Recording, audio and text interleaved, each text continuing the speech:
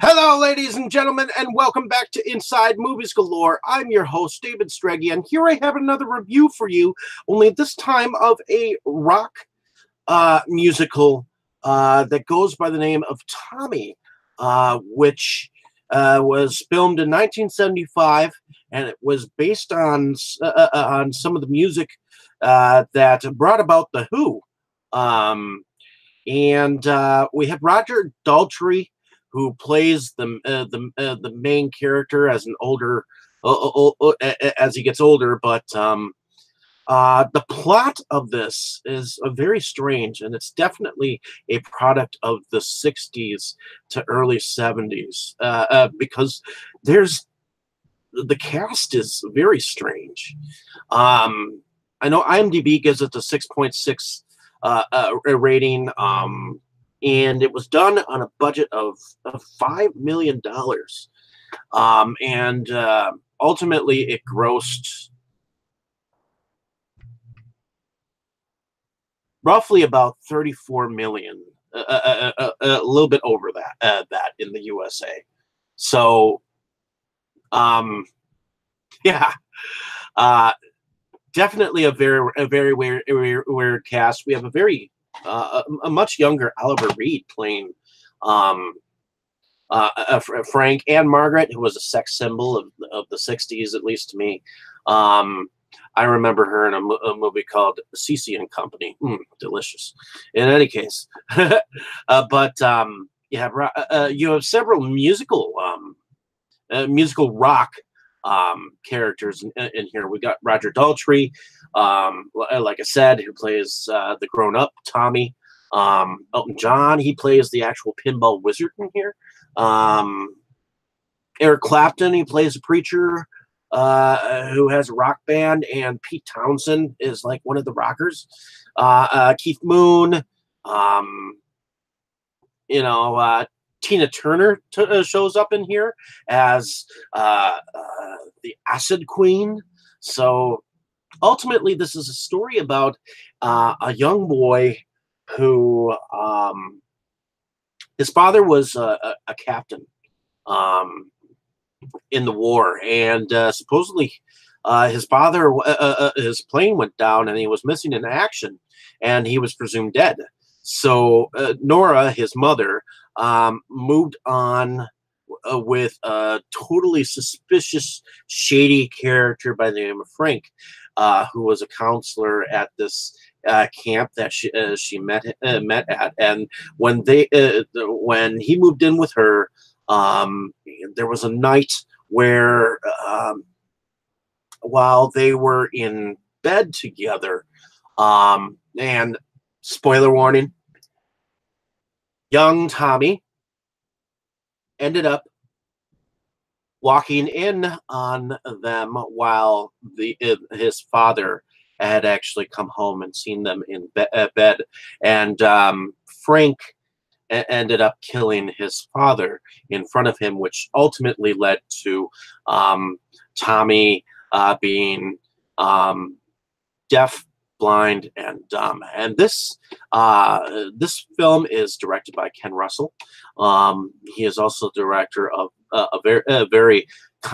several controversial films. I believe one is called Savage Messiah, and the other is, I believe, is called The Devils. And he's very well known for doing wild, themes. And there's a very weird relationship with Tommy and his mother, a very close relationship, because it's like, even though she's moved on with Frank, she continues to care about Tommy and try to get him the special help that he needs. And ultimately, it seems like this Frank character, because he really really loves Nora, he ultimately gets involved with Tommy and finding out what's wrong with him, and a very interesting small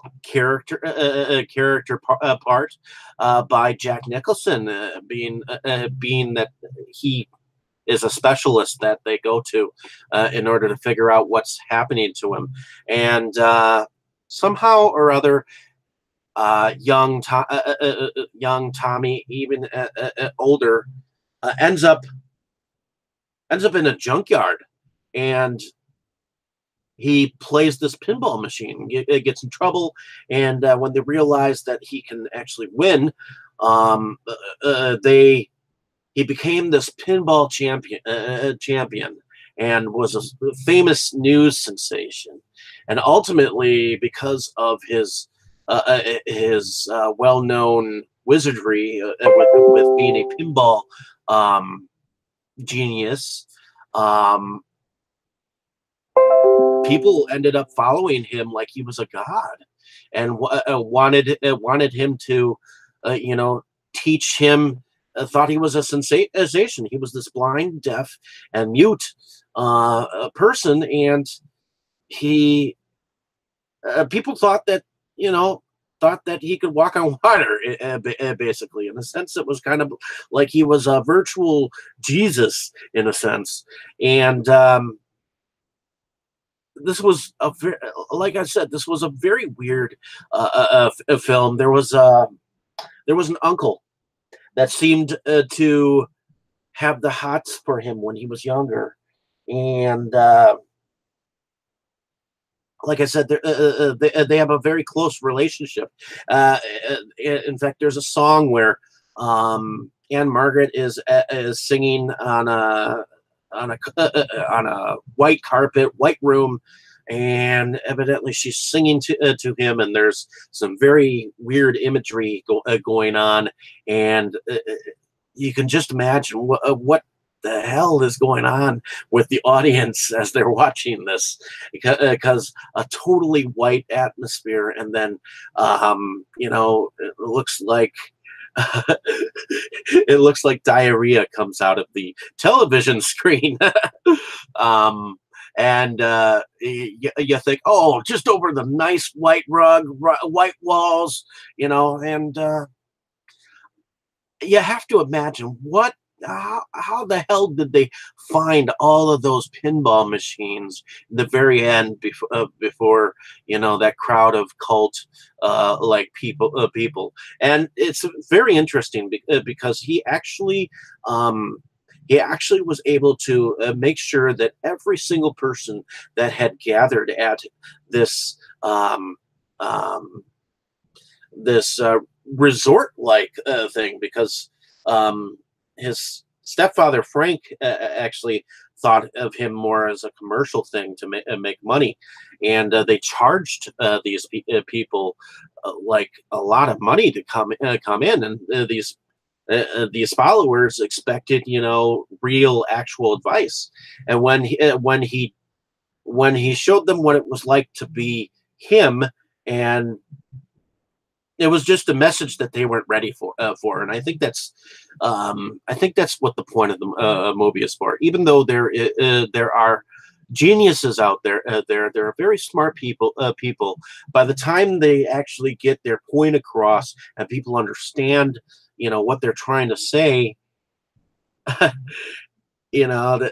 it's kind of an interesting message to me. I mean, to think like philosophers like Galileo and William Shakespeare, and I know some people enjoy Freud or people of that nature. It took till after they were dead for people to realize that they actually said something worthwhile, and I think that's kind of the message that this film brings about. I thought that there was a very interesting cast of people in this film. It was definitely entertaining. It was kind of slow, but it was definitely out there, and it was weird, wacky, musical. I definitely enjoy Pinball Wizard immensely. I mean, I personally think if you ever want to see Elton John a short little midget that's singing in front of a pinball machine, and you look at the way he looks nowadays. My God, that was a sight to see. So hopefully you see this film. If you get a chance, I definitely enjoyed it. Interesting production, put out by Robert Stigwood organizations, and Hemdale Productions. But it was eventually distributed by Columbia Pictures.